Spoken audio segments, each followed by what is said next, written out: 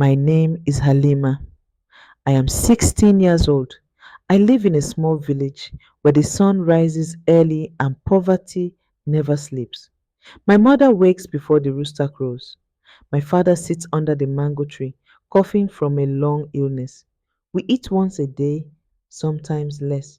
I go to school with borrowed books and torn sandals. I always thought if I just study hard, I'll escape this life. But one morning, everything changed. It was a Monday. I came home from school to find my parents sitting with a stranger. He was tall, big, and very old. His face looked like folded leather. His voice was deep. His name was Malam Gidado. He was 67 years old, had four wives, and many children. My heart sank. Later that night, my mother said, Halima, he wants to marry you. He would pay well. I stared at her, hoping she was joking. Mama, he's old. I'm still a child. She turned away. We are poor, Halima. He promised us bags of rice, money for your father's medicine, and a new roof. My father added, you will save us. This is your duty. And that night I cried until my pillow was soaked through. For 3 nights I begged them. I said I wanted to finish school, that I didn't want to be wife number five, that I didn't want to sleep next to someone older than my grandfather. But my mother was cold. We gave you life, now give back. And my father refused to look me in the eye. They said the wedding would be in 2 weeks. I wrote everything in my notebook. I feel like I'm drowning. They say I should smile, but my heart is broken. My body will belong to a man I fear, but my soul, I will keep it for myself. At school, I stayed quiet. My friend Rabbi noticed.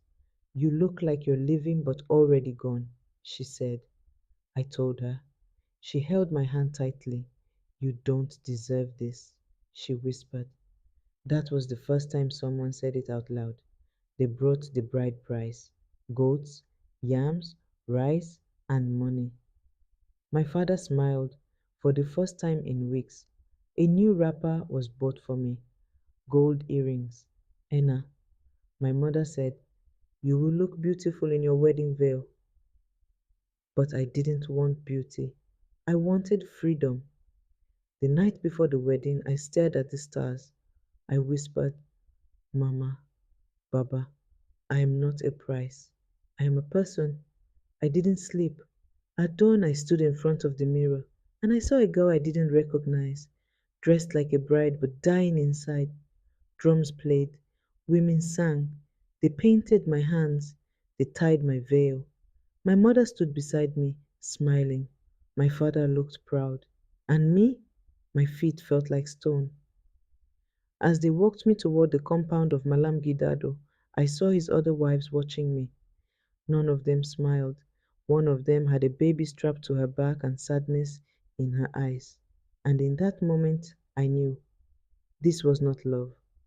This was a transaction. Just before the ceremony began, I heard a voice shout, Stop! It was Rebbe, my best friend. She came with her aunt, a school teacher from the city. They pushed through the crowd. The teacher raised a paper. This girl is underage. This is illegal. And she is not giving her consent.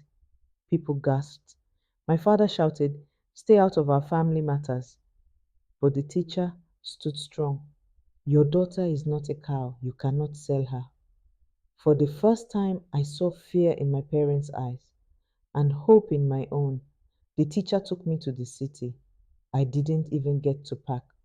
I looked back once. My mother looked angry. My father looked tired. I didn't cry because I was already empty. In the city, they gave me clothes, food, and a small bed.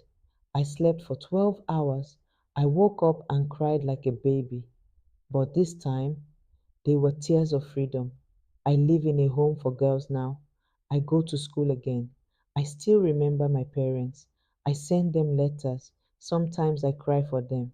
But I will never go back to that house as someone's prize. I am working hard. I want to become a lawyer so I can fight for other girls like me. I now speak in schools and mosques. I tell my story. Some listen, some call me a disgrace, but I speak anyway because somewhere another Halima is being told to marry a man she does not love because her parents are poor. And I want her to know your dreams are not selfish. Your body is not for sale. You are not born to save anyone but yourself. You matter. To every girl told to sacrifice herself for family, please remember you are not a prize.